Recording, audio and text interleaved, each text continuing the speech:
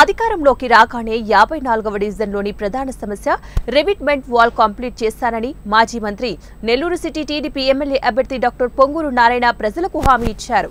సార్వత్రిక ఎన్నికల ప్రచారంలో భాగంగా ఆయన టీడీపీ జిల్లా అధ్యక్షుడు షేక్ అబ్దుల్ అజీజ్ తో కలిసి నెల్లూరు నగరం 54వ డివిజన్ భగవత్ సింగ్ కాలనీలో ప్రచార ర్యాలీలో పాల్గొన్నారు.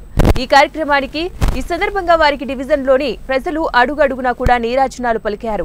ప్రచార రథంపై డివిజన్లో పర్యటిస్తూ మే 13వ తారీఖున జరిగే ఎన్నికల్లో ప్రజలందరూ కూడా సైకిల్ గుర్తుపై ఓటేసి నన్ను ఎమ్మెల్యేగా, వేమిరెడ్డి ప్రభాకర్ రెడ్డిని ఎంపీగా భారీ మెజారిటీతో గెలిపించుకోవాలని కోరారు. డివిజన్లో ఏర్పాటు చేసిన సభలో మౌలానా అబుల్ అజీజ్, మౌలానా అతీఫ్, షేక్ ఖలీల్, షేక్ చాంద్ బాషా, వారి మిత్ర బృందం వైఎస్ఆర్సీపీ కాంగ్రెస్ పార్టీని వీడి పెద్ద సంఖ్యలో నారాయణ సమక్షంలో టీడీపీ తీర్థం పుచ్చుకున్నారు. వారందరికీ కూడా నారాయణ టీడీపీ కండువాలు కప్పి పార్టీలోకి సాదరంగా ఆహ్వానించి అభినందించారు.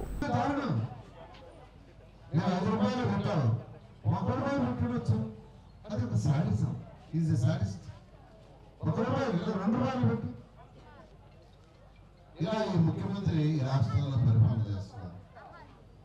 ఇప్పుడే అజీజ్ గారు చెప్పారు, ఆ సైన్యాలు ఇవ్వడానికి కూడా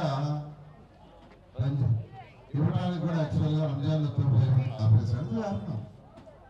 ఆరు ముఖ్యమంత్రిగా నారా చంద్రబాబు అన్నాడు, ప్రతి పేదవాడు వాళ్ళకున్న ముఖ్యమైన పండుగ రోజు చక్కగా కుటుంబ సమేతంగా చక్కగా భోంచేయాలని ఆ రోజు అభ్యర్థులు వచ్చారు. అది సార్ నేను ఒకటే చెప్తున్నానండి, ఇప్పుడు నేను 2014లో నేను ఎవరిని ఓటు అడిగి ఎక్కడా కంటెస్ట్ చేయాల.